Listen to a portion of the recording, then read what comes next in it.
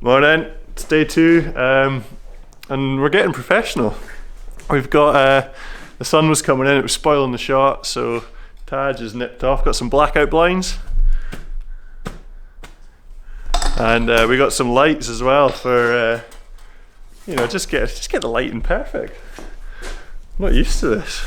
Professionalism. Not used to this. This is a bit wild. It's alright, but let's see if we can block out the sun.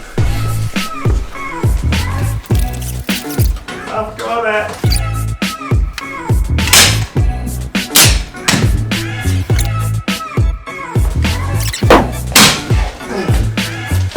I help. We're just getting the light itself.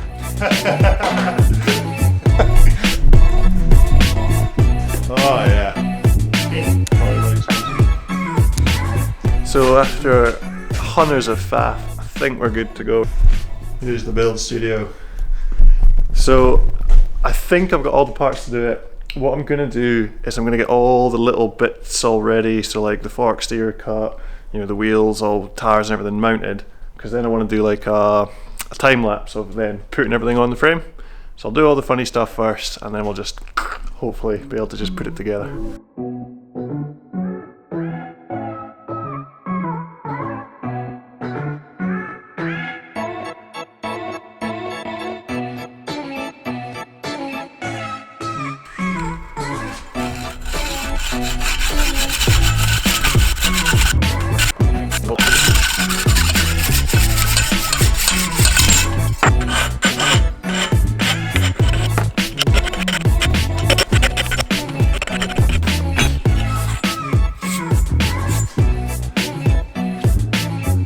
Tires mounted. Bang!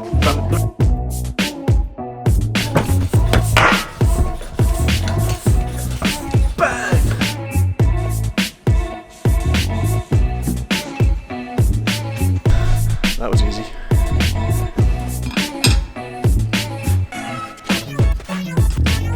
I have a bit of a weird habit with discs. I remember when I was a wee boy reading MBUK or something like that. There was a picture of Steve Peat's wheel at World Champs, and he only had 3 of the 6 rotor bolts in. I thought, oh, that's pretty rad.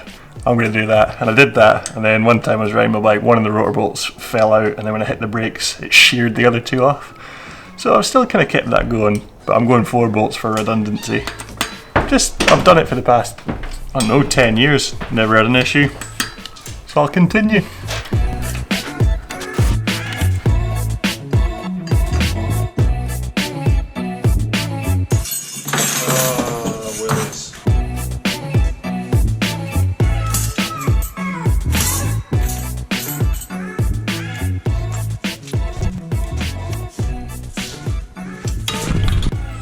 Went for the 32 tooth chainring.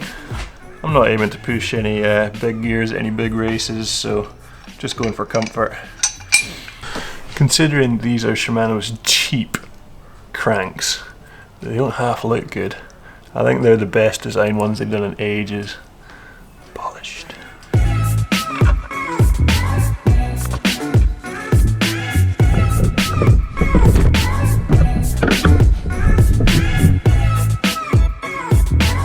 I always find putting the seats on such a faff. Try and do it without taking the bolts off. You can usually like slide it in. Let's see if we can do this one-handed. So, come in from the side. Nah, it's not gonna work.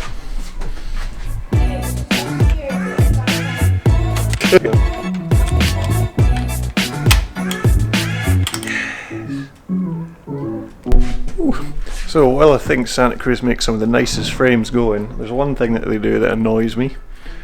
Really slack seat tube angles. So big fellas like me, when you put the seat up, it goes so far back and away.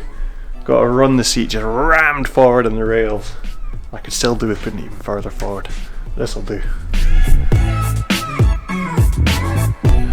So I think I've got all the little bits and pieces ready. I reckon I can start trying to actually stick things on the bike now. Excited, man. Okay, let's do it. Ooh. I'm gonna time lapse it on the GoPro just because the big camera takes up too much space in the memory cards. Got a sweet wee tripod though, let's raise it up.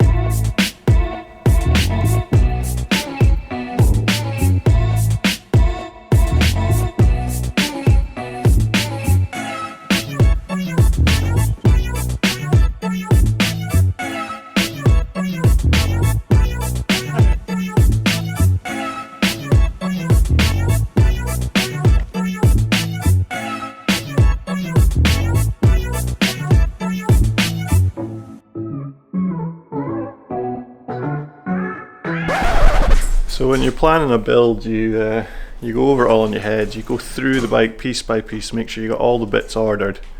I was sure I had everything. I didn't get a spacer to put the caliper, the brake caliper on the forks up to an 8-inch rotor, 200mm rotor. It's really annoying. It's a Fox specific 180mm post to 203mm post mount. Yeah, so what we've done, or what I've done, is I've found a mount which was close, and then I've just bodged the heck out of it to get it to work.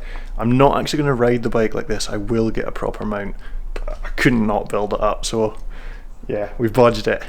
Looks alright.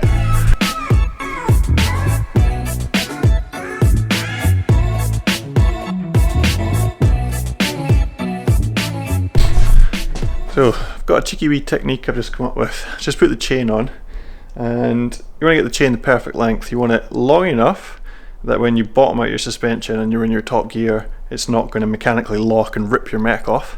And you don't want it short enough so that when you're in the smallest gear, the chain doesn't go slack. So what I've done is I put the chain in the top cog, and I have not joined it yet. I've just joined it together with a zip tie. I've let all the air out the shock, and I'm going to bottom it out, see if it mechanically locks. If it doesn't, tighten the zip tie, bring it a little bit closer, and then I'll be able to figure out if I need to take any links out of the chain.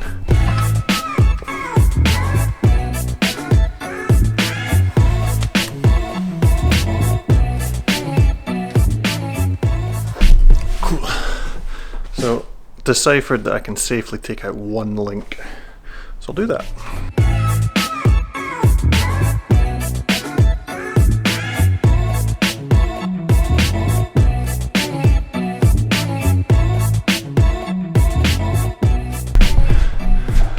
That's as far as we're getting today.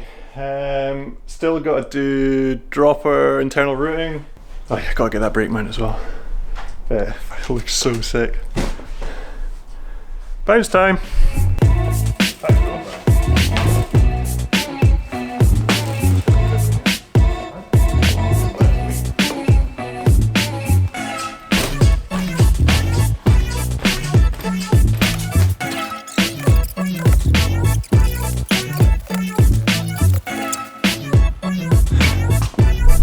So I've kept Taj here for about 12 hours. I think he's done. I'm done. I'm coaching this weekend, and I'll have to come back to it. Whether I edit this all into one video, whether it's a few, I don't know. So maybe continue, and maybe see you later. Bye. And we're back. Day 73, and this should be it. This should be the final day of getting the bike built up. So it's here somewhere. No, no, no, no, no, no. Yes. One of the final parts has arrived, so we're going to open it up and see what that is.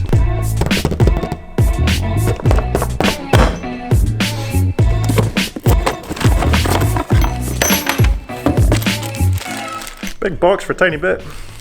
So I'd say the final things on the list of completing this bike are fit that brake mount. I'm going to stick some like skateboard grippy tape on some of the shifters and things just to get them super grippy. Fit the dropper mount and just get everything tuned up. I can just see Taj sleeping in the background.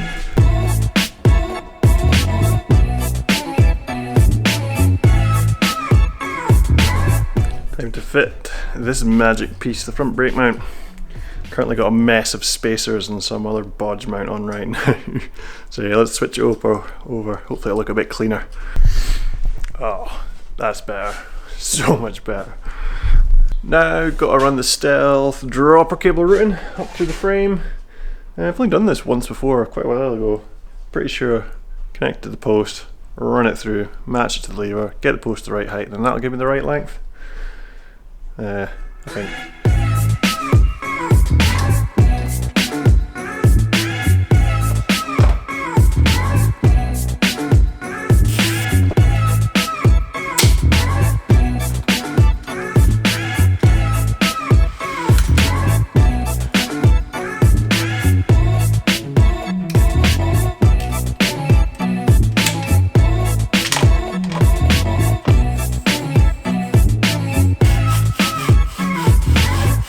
think we're on the home run.